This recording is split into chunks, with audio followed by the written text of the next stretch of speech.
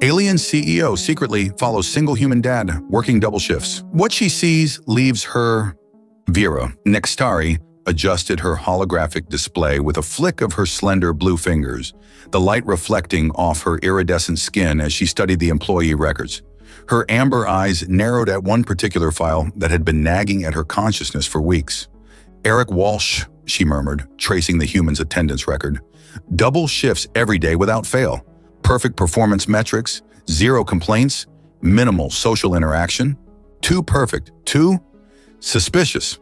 As chief executive of Nextari Interstellar Holdings, the largest corporation on Vega Prime, Vera had built her empire on noticing what others missed. Her antenna twitched slightly, a tell her board members had learned to fear during negotiations. Computer display surveillance feed of loading bay 12. The screen flickered to show a broad-shouldered human male in stained coveralls, methodically loading cargo containers with practiced efficiency. His light brown hair was damp with sweat, strong arms flexing as he maneuvered heavy equipment with the ease that came from endless repetition. What caught her attention wasn't his impressive physique, though that certainly didn't escape her notice, but rather the quiet dignity in his movements. Most workers slouched, complained, took unauthorized breaks. Walsh worked with unwavering focus as if driven by some hidden purpose. Magnify his face, she commanded. The image zoomed in, revealing features that were handsome by both human and Vegarian standards. Strong jaw, straight nose, and eyes the color of Earth's oceans. But those eyes carried something that made Vira's second heart skip, exhaustion layered over determination. He's hiding something, she decided. Her executive assistant, a thin Arcturian male, cleared his throat. Ms. Nextari, the Proxima delegation is waiting in conference room. Reschedule, she said without looking away from the screen. Tell them I've been called to an emergency board meeting. But there isn't a board. There will be if they keep questioning me, she snapped, rising from her desk. Have my personal transport ready in 20 minutes. After changing into nondescript civilian attire, a simple tunic and leggings that concealed her distinctive markings, Vera positioned herself near the employee exit. When Eric Walsh emerged at precisely 1900 hours, she followed at a careful distance. The human moved with purpose through the gleaming corporate sector of Vega Prime, then boarded a public transport headed toward the city's outer rings. As the transport descended into increasingly dilapidated districts, Vira's curiosity only intensified. What business could a human have in the notorious Blue Sector? The area was home to the poorest of Vega Prime's residents, mostly refugees from the Orion conflict. The streets narrowed as they entered the district, buildings crumbling around them like rotting teeth. Walsh disembarked at a particularly dismal stop, carrying a large box that hadn't been with him when he left work. Vera followed, her natural stealth keeping her hidden as he navigated the maze-like alleys with surprising familiarity.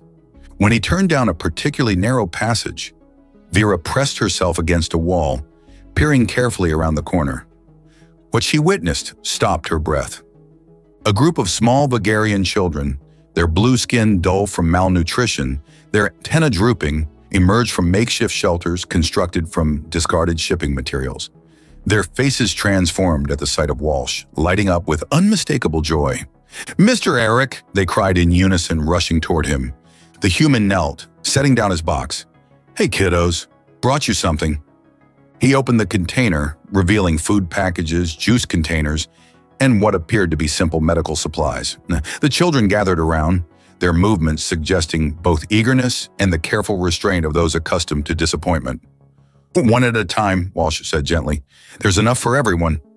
Vira watched, transfixed, as this exhausted human methodically distributed the provisions, ensuring each child received an equal share. He knew their names. He asked about specific ailments. He listened to their stories with genuine interest. "Thule, how's that cough?" Walsh asked a tiny girl with a cracked antenna. "Better, Mr. Eric," she replied, clutching her juice box like treasure. "Good. I brought more of that medicine that helped last time." As the scene unfolded, something shifted in Vira's chest, a sensation so unfamiliar that it took her several moments to identify it. Shame. Her corporation employed thousands of workers on wages she'd always considered fair by market standards. Yet here was one of those workers, spending what must be nearly his entire income to feed alien children who weren't even his species. When one of the smallest children stumbled while approaching, Walsh caught him with gentle hands. "Whoa there, buddy." "Careful." The tenderness in that simple gesture pierced Vera's carefully constructed worldview. This human, this supposedly inferior species that her people had reluctantly accepted into their economic sphere, possessed a quality that had become rare among her own kind: compassion without expectation of return. As Walsh began telling the children a story, his expressive face animated despite obvious fatigue, Vira made a decision that would alter the trajectory of both their lives. She would help these children, and she would discover what made this human so different from anyone she had ever known. Vira couldn't sleep that night. The image of Eric Walsh kneeling in the filth of Blue Sector, surrounded by adoring alien children, had burned itself into her mind. She paced her luxurious penthouse, the automated systems adjusting the ambient lighting to her restless movements. Computer access personnel file, Eric Walsh. The holographic display materialized before her. Human male, age 32, Earthborn, hired 3 standard years ago as a cargo handler. Exemplary service record, no family listed, no emergency contacts, no family. That detail snagged her attention. Most employees had someone, parents, siblings, partners. Walsh existed in isolation, at least officially. By morning, Vera had formulated a plan. She transferred a substantial sum from her personal accounts to an untraceable financial instrument, then summoned her most discreet assistant. "Pax, I need these items delivered to this location in Blue Sector," she said, handing over a detailed list. "Ensure there's no connection to me or the corporation. The deliveries must appear anonymous." The reptilian assistant's inner eyelids flickered, his species equivalent of raised eyebrows. "Understood, Ms. Nextari. When should this occur?" "Tomorrow, after the human Walsh leaves the area." For the next week, Vira maintained her usual schedule, but her attention remained divided. During meetings, she found herself wondering if Eric would notice the improvements to the children's shelter. The reinforced walls, the clean bedding, the stockpile of nutritionally balanced food. On the 8th day, she couldn't resist. Disguised once more, she followed him to Blue Sector. The change was immediate and obvious. The children looked healthier, their antennae more vibrant. The makeshift shelter had been transformed with proper insulation and weather protection. And in the center of it all stood Eric Walsh, his expression a fascinating mix of confusion and cautious hope. "Mr. Eric," a small girl, Tuli, Vera remembered, tugged at his hand. "Look what the sky spirits brought us." Eric knelt, his weathered hand gentle on the child's shoulder. "These aren't from sky spirits, kiddo. Somebody real is helping us." "Who?" another child asked. "I don't know," Eric admitted, his gaze sweeping the area with surprising intensity. "But I intend to find out." For a moment, his eyes seemed to lock directly on Vera's hiding place, and she felt a jolt of something unfamiliar, a thrill that wasn't entirely unpleasant. She ducked deeper into the shadows, her heart's racing. The next day, Vira called Eric to her office. He arrived precisely on time, his work clothes exchanged for what was clearly his best outfit, a simple shirt and pants that, while clean, showed signs of repeated mending. "Mr. Walsh," she greeted him, deliberately cool. "Do you know why I've called you here?" His ocean blue eyes met hers directly, unusual for a subordinate of any species. "No, ma'am. Your performance reviews are consistently excellent," she said, circling her desk to stand closer to him. "I'm curious why someone with your capabilities hasn't applied for advancement." A muscle tightened in his jaw. "The current position suits my needs. Double shifts at base pay suit your needs?" She raised an eyebrow ridge, the Vigarian equivalent of skepticism. "They do." The directness of his response intrigued her. Most employees would grovel, express ambition, or at least show curiosity about potential promotion. "I've authorized a 15% increase in your compensation," she said, watching him carefully, "retroactive to the beginning of this pay cycle." Something flashed in his eyes, not gratitude but calculation. Thank you, Ms. Nextari. That's unexpected. Considerate recognition of your contribution. She moved closer, noticing how he stood his ground despite their proximity. The corporation values loyalty. His scent reached her, not the artificial fragrances her own kind used, but something earthy and distinctly human. It triggered an unexpected response in her biology that she filed away for later examination. Is there anything else you need, Ms. Nextari? His voice remained steady, professional, but she caught the slight acceleration in his breathing. Not at present, Mr. Walsh. She returned to her desk, dismissing him with a gesture. You may continue your duties. After he left, Vira activated her private terminal. Computer, allocate an additional surveillance package to subject Walsh, Eric, priority level 3. The following evening, she watched through remote feeds as Eric returned to the children with even more supplies than before. His face showed bewilderment as he examined the new medical kits that had mysteriously appeared since his last visit. Someone's watching us, he told the oldest child, a boy of perhaps 9 cycles. Be careful what you say and do when I'm not here. The child nodded solemnly. Is it bad people, Mr. Eric? Eric frowned, scanning the alley with that unnervingly perceptive gaze. I don't think so. But in my experience, nothing comes without a price. Vira felt an unexpected pang at his words. Was that how humans view generosity, as a transaction with hidden costs?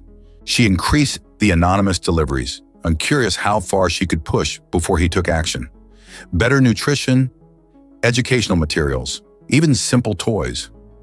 2 weeks later, she got her answer when security alerted her to an unauthorized presence in the corporate archives at 2 a.m. The surveillance feed showed Eric Walsh moving with surprising stealth through restricted areas, accessing terminal after terminal. He was hunting for his mysterious benefactor, and Vira found herself smiling at the challenge. The security system bathed the archives in a soft blue glow as Eric moved between terminals, his fingers dancing across holographic interfaces with surprising dexterity. He'd almost accessed the financial records when the lights suddenly brightened to full intensity. Impressive, came a familiar voice from behind him. Most humans can't bypass our biometric scanners. Eric froze, then slowly turned to face Vira Nextari. She stood in the doorway, wearing a simple silver robe that accentuated the iridescent blue of her skin. Her antennae were fully extended, a sign of heightened alertness among Vigarians. Ms. Nextari, he acknowledged, straightening to his full height. No point denying what he was doing. Breaking into corporate archives carries a minimum 5-year sentence on Vega Prime, she said, moving closer. Care to explain yourself, Mr. Walsh? His jaw tightened. Someone's been interfering with my kids in Blue Sector. I needed to know who and why. Your kids, her antenna twitched with interest. They're Vigarian orphans. Species doesn't matter. They're mine now. The fierce protectiveness in his voice sent an unexpected shiver through Vira's nervous system. She circled him slowly, noting how his eyes tracked her movement with the wariness of a cornered predator. And you suspected corporate involvement? The supplies weren't random. Too targeted. Someone knew exactly what we needed. His gaze narrowed. Someone who's been watching us. Vira stopped directly before him, close enough to feel the heat radiating from his human body. And if I told you I was that someone? The surprise that flashed across his face was quickly replaced by suspicion. Why would the CEO of Nextari Holdings care about street orphans? Perhaps for the same reason a human cargo handler would spend his earnings feeding alien children. She tilted her head. You intrigue me, Eric Walsh. I'm not interesting, he countered. I just do what needs doing. That's precisely what makes you interesting. She moved closer still, noting how he held his ground despite their proximity. Humans are a contradiction. Your species is considered primitive by Galactic Council standards, yet you display qualities my kind have all but forgotten. His scent enveloped her, that earthy, distinctly human aroma that triggered responses in her biology she'd never experienced with males of her own species. What qualities? He asked, his voice dropping to a lower register. Compassion without calculation, generosity without agenda. She reached out, her blue fingers hovering just above his chest. It's fascinating. The tension between them shifted, electric and dangerous. Eric's breathing had changed, becoming deeper, and Vira found her own respiratory system synchronizing with his. "So you've been following me," he said. "Watching me." "Interfering." "Helping," she corrected. "Those children needed more than one human could provide, no matter how dedicated." "Why the secrecy? Why not approach me directly?" Vira's antenna curled slightly, a gesture of amusement. "Would you have accepted help from the corporate executive you probably despise?" A reluctant smile tugged at his lips. "Probably not." "Exactly." She finally allowed her fingers to make contact with his chest, feeling the solid warmth beneath the thin fabric of his shirt. "Humans are stubborn." The touch seemed to break something in him. His hand moved with surprising speed, capturing her wrist, not roughly but firmly. "What do you want from me, Vira?" The use of her first name, without title or formality, sent another pleasurable shock through her system. "I want to understand what drives you," she admitted. "No one does something for nothing." His laugh was short and bitter. "That's where you're wrong. Some things are done simply because they're right." The concept was so foreign to her cultural understanding that she found herself momentarily speechless. In Vegarian society, all interactions were carefully calculated exchanges of value. The idea of acting without expectation of return was revolutionary. Eric released her wrist, but didn't step back. "So what happens now? Am I fired? Arrested?" "Neither," she said, making a decision. "I have a proposition." His eyebrow raised. "I'm listening." "Work with me. Officially, help me create a proper program for those children and others like them." She moved even closer, their bodies nearly touching. "Your compassion. My resources. Think what we could accomplish." The air between them seemed to vibrate with possibility and something more primal. His eyes dropped briefly to her lips, then back to her eyes. "And what do you get out of this arrangement?" he asked, voice husky. "The satisfaction of doing what's right," she replied, deliberately using his own logic. "And perhaps a chance to explore these fascinating human contradictions more thoroughly." The invitation in her words was unmistakable. For a moment, neither moved. Then Eric's hand came up to trace the contour of her face. His touch, sending cascades of sensation through nerve endings, evolved for an entirely different species contact. "This is a terrible idea," he murmured even as he leaned closer. "Probably," she agreed, her antenna curling toward him in the Vegarian gesture of intimate interest. "Most revolutionary ideas are." When their lips finally met, the biochemical reaction was immediate and overwhelming. Vegarians didn't kiss. The concept was uniquely human. But Vira found herself responding instinctively, her body recognizing something her conscious mind couldn't have anticipated. The archives, with their sterile environment and security monitors, faded from awareness as they surrendered to an attraction that defied both corporate hierarchy and interspecies convention. Hours later, as they lay entwined in the privacy of her executive suite, Vira traced the unfamiliar contours of his human form with wondering fingers. "You realize this complicates everything," Eric said, his voice a rumble against her skin. "Complexity is the foundation of progress," she replied, resting her head against his chest to hear the fascinating rhythm of his single heart. "And I've never been afraid of progress." The morning light filtered through the polarized windows of Vira's executive suite, casting geometric patterns across the rumpled bedding. Eric sat at the edge, pulling on his boots, his back a landscape of lean muscle that Vira found herself wanting to memorize. "You're staring," he said without turning. "Vegarians consider intense observation a compliment," she replied, her antenna curling with amusement. "Though I suspect humans feel differently." He glanced over his shoulder, a half-smile playing on his lips. "Depends who's doing the observing." The easy intimacy between them felt both natural and impossible, a contradiction that seemed to define everything about their relationship. "I need to tell you something," Eric said, his expression growing serious, "about why I'm really on Vega Prime." Vira sat up, the sheets falling away from her blue-hued form. "I assumed employment opportunities."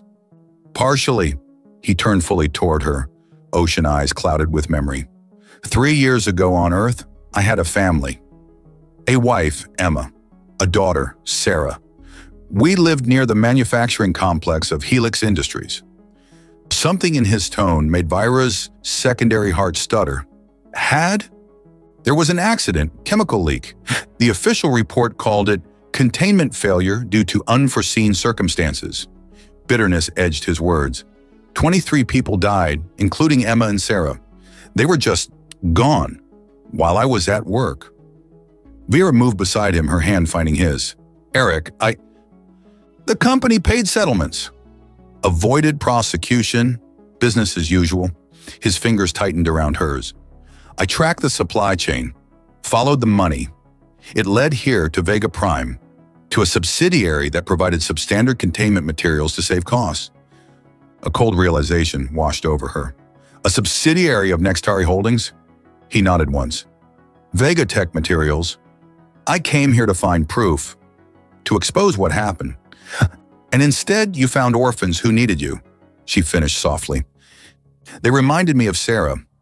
Different species, but the same innocence. He looked directly into her eyes. I never expected to find you either. Before Vira could respond, her communication terminal chimed urgently. Priority message from Director Krell, announced the automated system. Display, she commanded. The stern face of her chief financial officer materialized above the terminal. Ms. Nextari, the board has called an emergency session at 9 a.m. Your presence is mandatory. His eyes flicked briefly to Eric before returning to her. It concerns unauthorized financial activities and inappropriate fraternization. The message ended abruptly. Well, Vira said, her voice carefully controlled, it appears our relationship has been noticed. Eric stood, fully dressed now. Will they fire you? Unlikely. The corporation bears my family name. Her antenna straightened, a sign of determination. But they can make things difficult, very difficult. I should go. He moved toward the door. No, her voice stopped him. We face this together. I need to show you something first. 30 minutes later, they stood in Vira's private office as she accessed a secure database. After our encounter last night, I initiated an investigation into Vega Tech Materials. She brought up a series of documents. The subsidiary was acquired during my father's tenure. I had no direct knowledge of its operations. Eric studied the scrolling information. But now you do. Yes, she highlighted several sections. The materials were indeed substandard. Corners were cut. Profits were prioritized over safety. Her antenna drooped with genuine regret. Your family died because of my corporation's negligence. He absorbed this in silence, his face unreadable. There's more, she continued, bringing up another file. While investigating Vega Tech, I discovered unusual payment patterns in Blue Sector. Large sums moving through shell companies, ultimately traced to several high-ranking Vegarian officials. What kind of payments? Bribes, I believe, connected to what appears to be systematic child trafficking. Eric's expression hardened. The orphans? Not random orphans, Vira confirmed. Deliberately created ones. Children separated from families, documents destroyed, then filtered into various markets. His fists clenched. And these officials are connected to your board? 3 of them, including Director Krell. She closed the files. I believe they have discovered my interest in Blue Sector and are moving to neutralize me before I uncover their operation. The board meeting is a trap, Eric concluded. Most likely. She touched his arm. I'm sorry about your family, Eric. I can't undo what happened, but I can help you expose the truth and stop what's happening to these children. He studied her for a long moment. Why would you risk everything for this? For me? Because you showed me what it means to do something simply because it's right. She moved closer, her hand finding his face. My species prides itself on evolutionary superiority, yet you humans possess something we've lost, an innate moral compass that doesn't require calculation. The tenderness in her touch contrasted with the steel in her voice as she added, and because these corrupt bastards have operated under my family's name long enough. Eric's laugh was unexpected. You know, for an alien, you're starting to sound remarkably human. I'll take that as the highest compliment, she replied, her antenna curling toward him affectionately. Their lips met briefly, a moment of connection, before the storm they both knew was coming. "So what's the plan?" Eric asked as they separated. Vira's expression turned predatory in a distinctly Vigarian way. "We give the board exactly what they don't expect. The truth, delivered with uniquely human directness. And the children? We'll need evidence of the trafficking operation. Concrete proof we can take to the Galactic Council if necessary." She accessed her terminal again. "I've been monitoring unusual transport patterns in Blue Sector.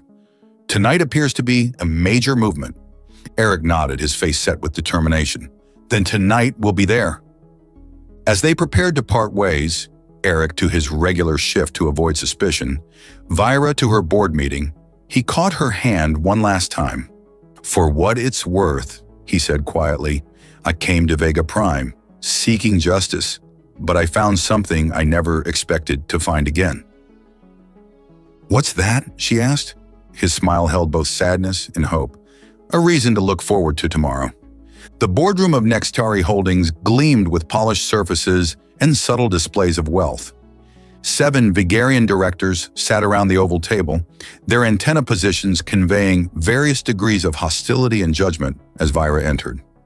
Director Krell, a tall Vigarian with unusually dark blue skin, spoke first. "Ms. Nextari, thank you for joining us. We have serious concerns about recent irregularities." Vira took her position at the head of the table, her posture deliberately relaxed. "By irregularities, I assume you mean my personal financial activities and private relationships." "Among other things," purred Director Mela, her antenna flicking with false sympathy, "your father built this corporation on principles of profit maximization and strategic growth. Your recent humanitarian interests seem at odds with those principles. And your relationship with a human labor is beneath your station," added Director Pren. "Interspecies dalliances are one thing, but a permanent employee? The optics are concerning." Vira studied each face, mentally cataloging who seemed genuinely outraged versus those showing calculated opposition. 3 of them, Krell, Mela, and Tarn, were directly implicated in the trafficking operation according to her investigation. "I wasn't aware my personal life required board approval," she replied coolly. "As for my financial activities, my personal accounts are separate from corporate holdings." "Not when they affect corporate reputation," Krell countered. "Your charity work in Blue Sector has drawn unwanted attention to areas better left unexamined." The threat in his words was barely veiled. "Interesting choice of phrase," Vira said, activating her personal datapad. "Perhaps we should discuss exactly what activities in Blue Sector might damage our corporate reputation." She projected a series of financial transactions onto the main display. These payments, for instance, routed through 17 shell companies before reaching accounts controlled by directors Krell, Mela, and Tarn. The boardroom erupted in chaos as the accused directors shouted denials while others demanded explanations. Vira let the storm rage, watching the factions form exactly as she'd anticipated. Meanwhile, across the city in Blue Sector, Eric moved silently through shadow-draped alleys. The micro-transmitter in his ear carried Vira's voice from the boardroom, while his wrist device recorded everything he witnessed. "I'm approaching the warehouse," he whispered, knowing the subvocal microphone would pick up his words. "Security looks heavier than expected." 4 armed Vigarians guarded a nondescript building, their weapons not the standard issue of corporate security, but military-grade pulse rifles.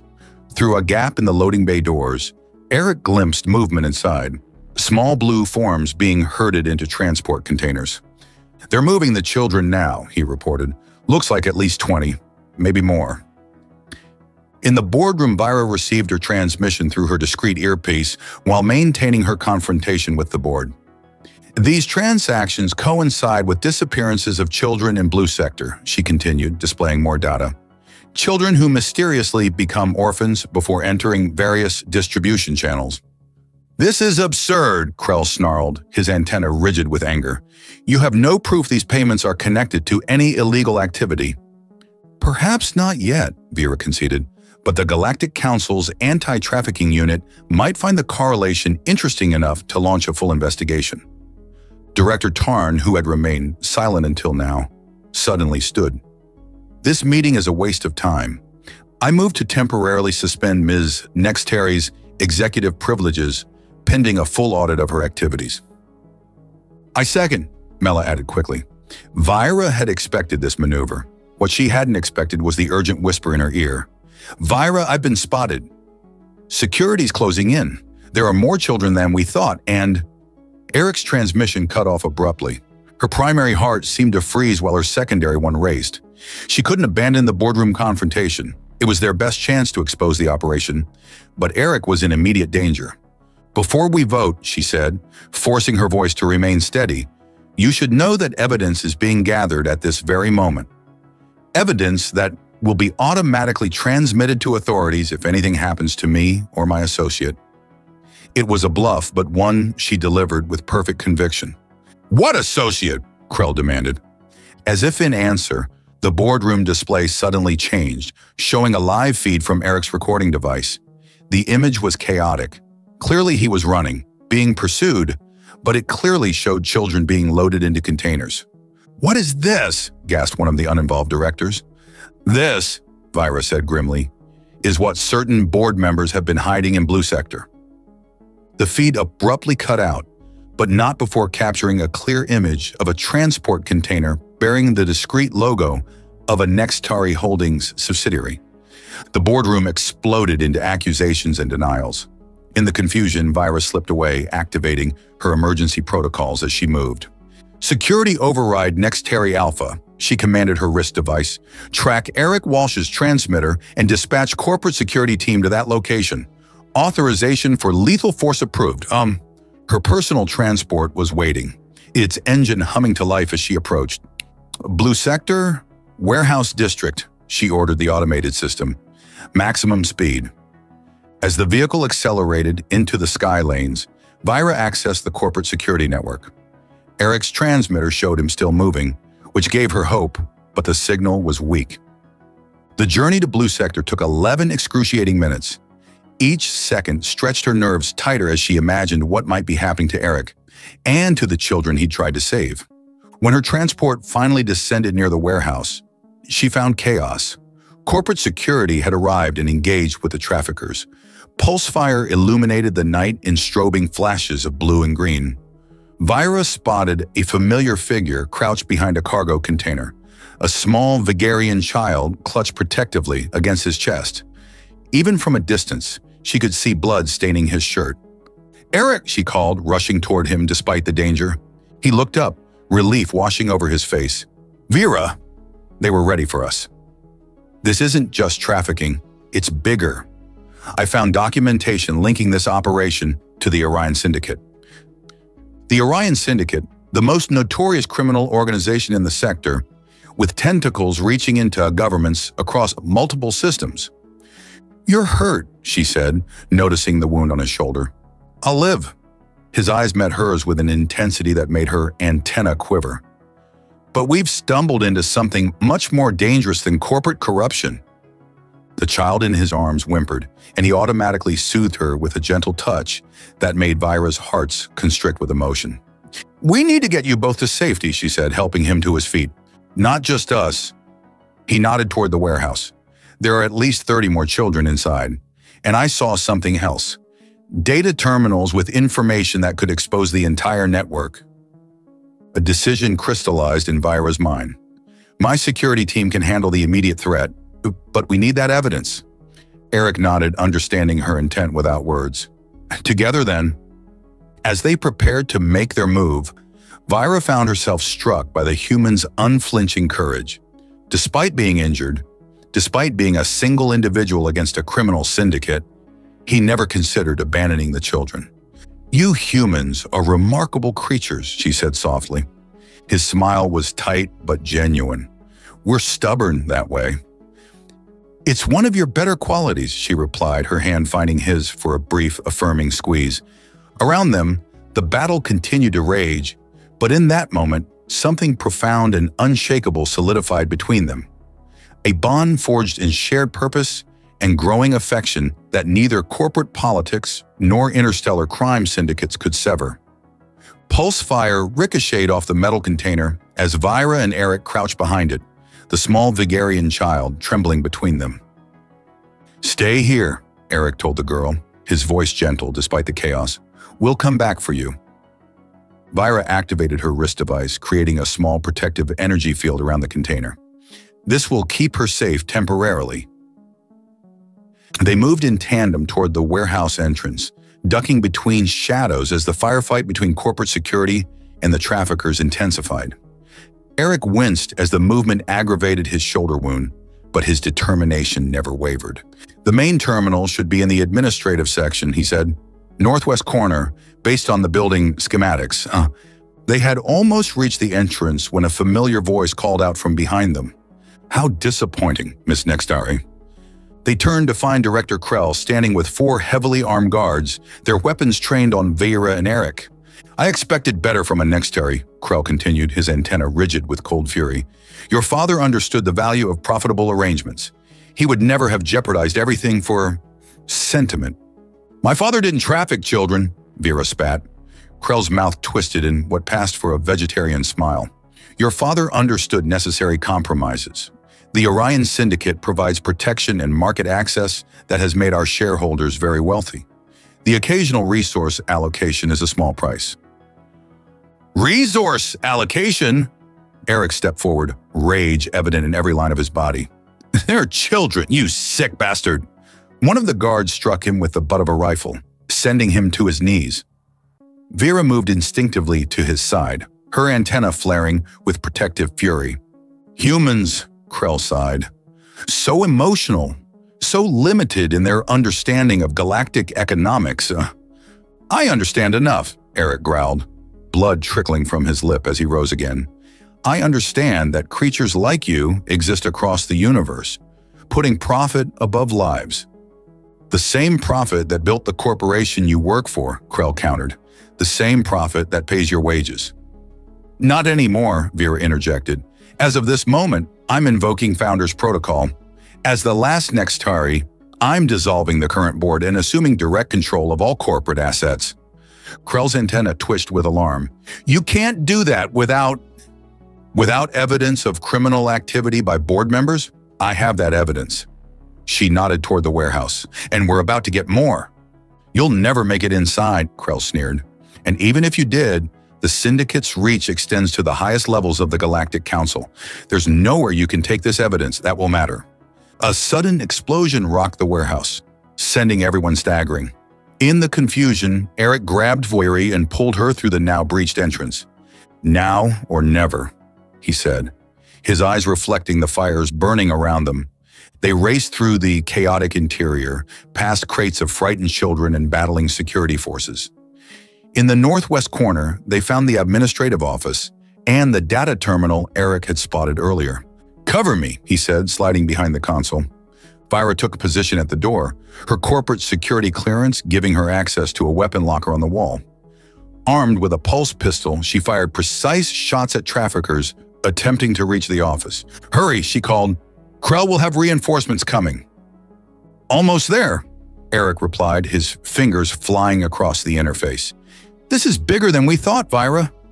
The Syndicate has infiltrated governments across 3 sectors. There are facilities like this on 12 different worlds. Can you download it all? Already done. He held up a data crystal. Everything we need to burn their operation to the ground. A new barrage of weapons fire forced Vera to duck. We need to move. Get the children out. There's a transport bay on the east side, Eric said, consulting the terminal. If we can get the kids there. The ceiling above them groaned ominously as structural supports, weakened by the fighting, began to fail. This place is coming down, Vira realized. We need to evacuate, now. Working together, they began gathering children from their containers, guiding them toward the transport bay. Eric moved with the efficiency of someone accustomed to crisis, his calm voice reassuring the terrified youngsters. Stay together. Hold hands. Follow Ms. Nextari. They had almost reached the transport bay when Krell appeared with his guards, blocking their path. Enough of this, the director snarled. The evidence stays here, along with all of you. Before either could respond, the building shuddered violently. A support beam crashed down, narrowly missing the children, but separating Vira and Eric from Krell. Go! Eric shouted to Vira. "Get the kids out! I'll handle Krell." "I'm not leaving you," she insisted. "Trust me." His eyes held hers for a moment that seemed to stretch into infinity. "I'll find you." Another section of ceiling collapsed, forcing her decision. Gathering the children, Vera led them to the waiting transport as Eric disappeared into the smoke toward Krell. The journey to Vera's secure residence was tense, her thoughts constantly returning to Eric. Had he escaped? Was he hurt? The data crystal felt heavy in her pocket, evidence that could bring down an interstellar criminal network, but worthless to her if Eric didn't return. Hours later, with the children safely settled in her home's guest quarters under security protection, Vera paced her living room. No word from Eric, no sign of pursuit. The uncertainty was unbearable. A soft alert from her security system broke the silence. "Perimeter breach detected," the automated voice announced. "Unknown device attached to primary transport." A tracking device, they'd been followed. Vera's tactical training kicked in. She activated the residence's defensive systems, moved the children to the secure core, and prepared for the inevitable assault. As she checked the weapon she'd brought from the warehouse, her communication device chimed with an incoming message. The text was simple. "Evidence uploaded to all major news networks across 3 sectors. Too big to cover up now. Coming to you. Hold on." Emmy relief flooded through her, followed immediately by renewed tension. Eric was alive, but the syndicate would be desperate now that their operation was exposed. They'd come for the witnesses, for the children, and for the human who had ruined them. As if on cue, her security system detected multiple approaching vehicles. Vera positioned herself at the main entrance, weapon ready. She thought of the children sleeping in her secure room, of the evidence now spreading across the galaxy, of the human who had changed everything with a simple, powerful conviction that doing the right thing needed no justification beyond itself. For the first time in her life, Vera Nextari found herself praying not to any deity, but to the universe itself, that a single remarkable human would find his way back to her before the coming storm broke. The first explosion hit the eastern perimeter of Vera's residence, rattling windows and triggering emergency containment fields. Through security feeds, she counted 6 assault vehicles surrounding the property, disgorging armed syndicate operatives in black tactical gear. "Defensive Protocol Theta," she commanded the house system. "Prioritize core protection." Vera moved efficiently, checking her weapon and the residence's defensive capabilities. The children were secure in the central bunker, but the attacking force was larger than anticipated. She needed more time. A proximity alert chimed, but instead of another threat, the screen showed a battered transport approaching from the south, flying erratically but somehow evading syndicate detection. Eric. He landed on the auxiliary pad, stumbling from the transport with torn clothing and fresh bruises, but very much alive. Vera rushed to the secure entrance, relief flooding her system as the door slid open to reveal him. "You're late," she said, antenna quivering with emotions she couldn't fully express. "Traffic was hell," he replied with that uniquely human ability to joke in the face of danger. Then more seriously, "Krell didn't make it. Building collapse. But I got this." He held up a second data crystal. His personal records, names of every syndicate contact in the Galactic Council. Another explosion rocked the building, closer this time. "They're breaching the west entrance," Vera reported, pulling him inside. "Syndicate strike team, at least 20 operatives." Eric checked the weapon he'd acquired somewhere between the warehouse and her home. "The evidence is public now. Every news outlet across 3 sectors is running it. The syndicate can't stop the information, but they can eliminate witnesses. The children are their primary target," he finished, "along with us." They moved to the central security station, where Vera brought up a tactical display. "My security systems can hold them off temporarily, but we need reinforcements." "Already incoming," Eric said. "I contacted the Galactic Council's Special Response Division before coming here. Used Krell's authentication codes to verify the evidence. They dispatched forces immediately, but they're still 20 minutes out. We need to hold for 20 minutes against a syndicate kill team." Vera summarized, her antenna straightening with determination. "Acceptable odds." Eric's laugh was warm despite the circumstances. "I love how you calculate everything." The casual admission of love hung between them for a heartbeat before another explosion demanded their attention. West Barrier compromised, the house system announced, hostiles entering level 1. They moved in perfect coordination, Vira activating internal defense systems, while Eric established a defensive position covering their approach to the core where the children sheltered. "You know," Eric said as they prepared for the assault, "this isn't how I imagined our third date would go." Despite everything, Vira felt her antenna curl with amusement. "You've been counting our encounters as dates?" The warehouse raid was definitely a date by human standards. Very romantic. Explosions, gunfire, daring rescue. The first syndicate operatives appeared at the end of the corridor, and both Vira and Eric opened fire simultaneously. The precision of their coordination was remarkable, as if they'd fought together for years rather than hours. "If we survive this," Vira said between bursts of pulse fire, "I'll show you how Vigarians conduct proper courtship rituals." "Looking forward to it," Eric replied, taking down another operative with a well-placed shot. "Though I should warn you, I'm already pretty committed to this relationship." The fighting intensified as more syndicate forces breached the residence. Vira and Eric were forced to fall back to secondary positions, trading space for time as they protected the approach to the children. 5 minutes until council forces arrive," Eric announced, checking his communicator during a brief lull. Vira winced as pulse fire grazed her arm. "We may not have 5 minutes."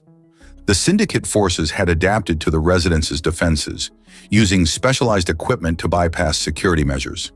They were professionals, methodical in their approach. "I have an idea," Eric said suddenly. "The environmental systems.